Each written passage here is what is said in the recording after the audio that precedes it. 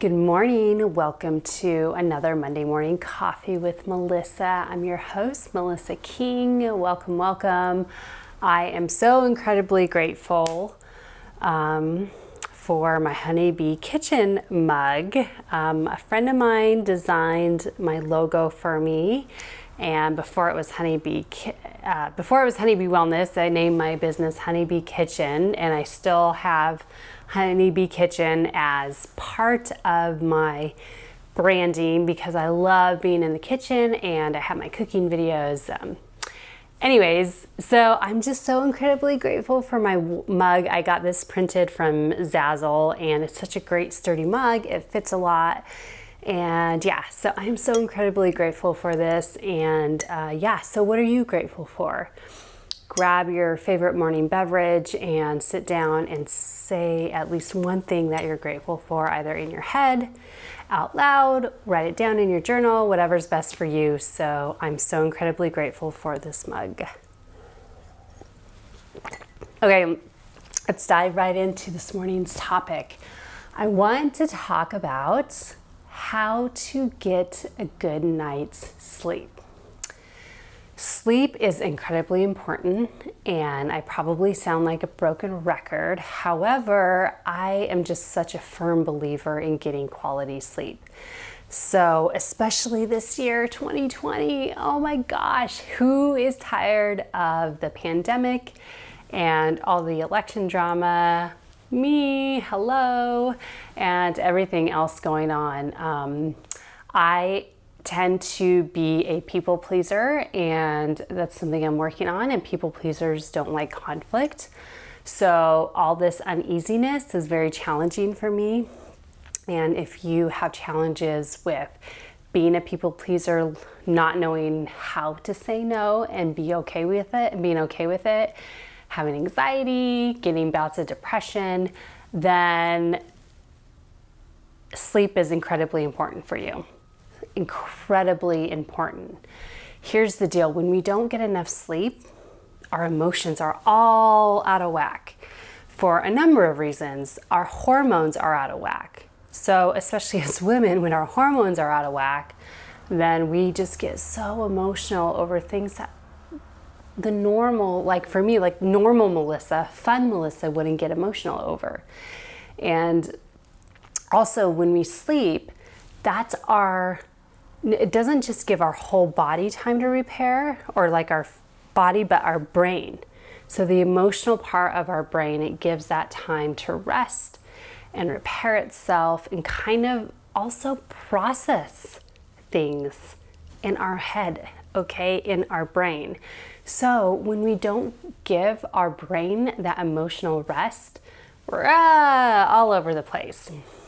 And I could totally relate to this because it was not this past weekend, but the weekend before. We just have so much going on right now, and with the added stress of what's happening with the election and the uneasiness about that before election day, everything leading up to election day, what my husband and I have going on in our personal life, which is all good things. It's just a lot to handle. And then with the pandemic and trying to make decisions on safe travel to see our family, it's just very stressful. So I'm sure you can relate to it. So anyways, I had a total meltdown, to say the least. And it was a combination of things. And I really, truly believe that getting a good night's sleep helps cure a lot. So, and it boosts your immune system too. So if you do get hit with COVID, you're more likely to recover quicker and better if you are getting good, adequate sleep. Okay, so let's dive right in and talk about what steps you could take to get good sleep. So getting a good night's sleep, it really, honestly, it starts in the morning. When you wake up, if you can, get outside and get some sun if it's sunny out. It doesn't have to be for an extended period of time. It doesn't have to be immediately after you wake up. While that's the best and preferred, it doesn't have to be immediately, because so when we get up in the morning, I'll drink some water, I'll make coffee, or my husband will make it, and we'll have a nice quiet morning together. Sometimes I'll read a motivational book, sometimes I'll meditate. My morning routine is it's very flexible, depending on what we have going on. So, and I like it that way, and I'm okay with that. I've learned to accept it and not, it works for me. And I know when I get out of balance, I need to kind of get my morning routine back into some routine. However, so one thing that I try and do in the morning also is move my body. And lately I've had the great opportunity to be able to go outside and go for a walk and go for a hike or go for a trail run. And so I get my sunshine, my vitamin D in the morning, because what that does, and I say I've had the incredible opportunity because I've created the opportunity. Okay, you guys, I created it. You cannot wait for opportunities to come to you. You have to create them sometimes.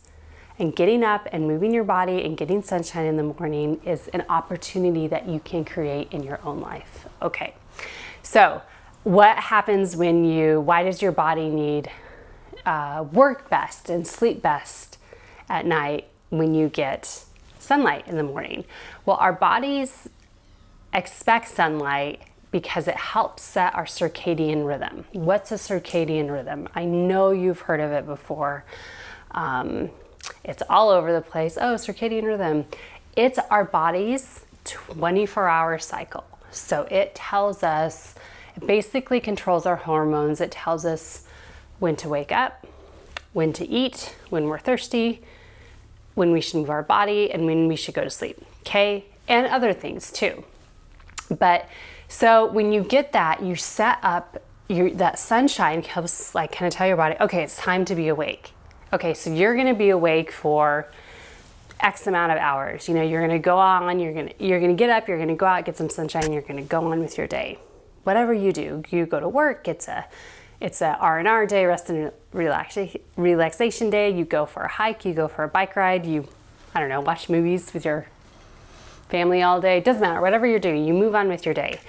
And then, your body will tell you throughout the day, okay, I'm hungry, I need fuel, feed me. And then it's dinner, then you move on throughout your day, and then at night it's like, okay, I'm hungry again, I need dinner, I need food.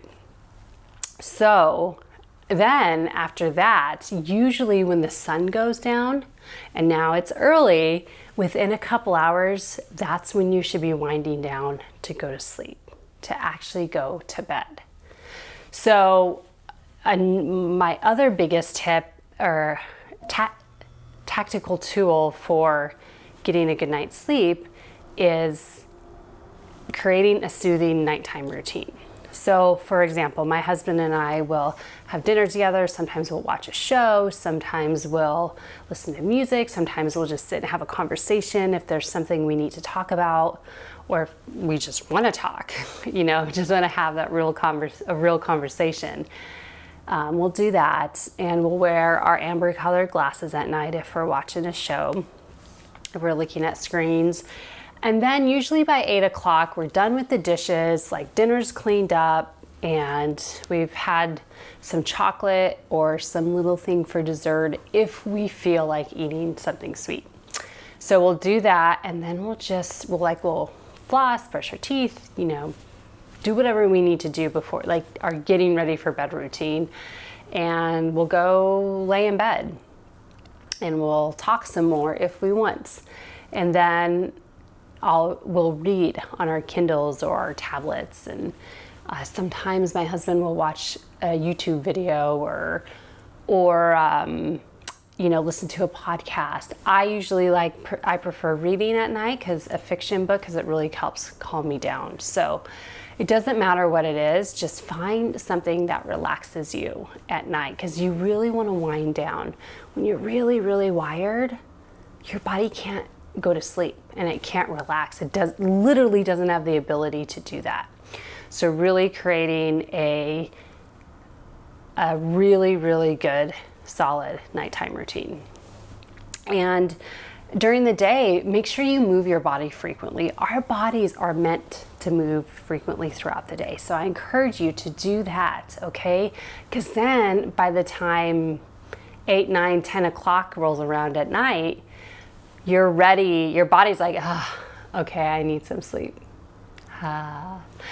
And another tool for getting adequate sleep is eating whole, real, nutrient-dense foods and eliminating as many processed foods as possible.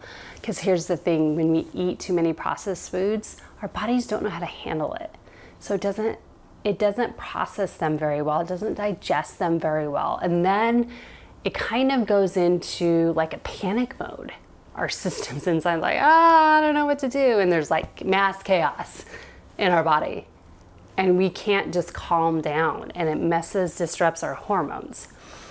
So all these things will help your body naturally release melatonin, which is the hormone that says, okay guys, hey, it's time to go to sleep. So let's kind of wind down. And you won't have that cortisol spike at night, which cortisol is our stress hormone. So you're going to get up in the morning and you're going to do your morning routine. You're going to make sure you get adequate sunlight, even if it's just for a few minutes. Move your body, and at night you're going to have a solid nighttime routine. You're going to have a nice conversation with your family. If you live alone, just turn on some music, watch a show, watch a relaxing show, watch a fun show, and then lay in bed and just, if you need to, just kind of take deep breaths. Say your affirmations out loud or say what you're grateful for. So those are my tips to help you get a really, really great good night's sleep, so you'll wake up the next day feeling refreshed and energized and ready to just tackle the day, whatever it is you have going on. So I hope this is helpful. Let me know what your nighttime routine is. I'm always so curious about people's nighttime routines because I love learning about what works for different people. So enjoy your day, and I'll talk to you guys soon. Cheers.